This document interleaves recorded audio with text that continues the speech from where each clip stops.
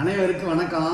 நம்ம நல்லெண்ணெய் ஆட்டினோம் பார்த்தீங்களா, சிசேமி ஆயில், அதாவது கரும்பு சர்க்கரையோ வெல்லமோ கருப்பட்டியோ எதுவும் போடாத நம்ம எண்ணெய் ஆட்டணும்னு சொன்னோம்ல.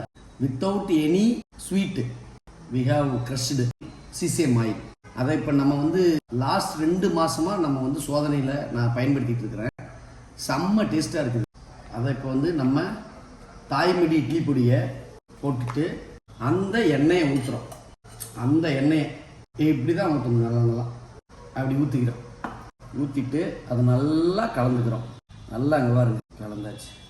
சும்மா அப்படி தொட்டு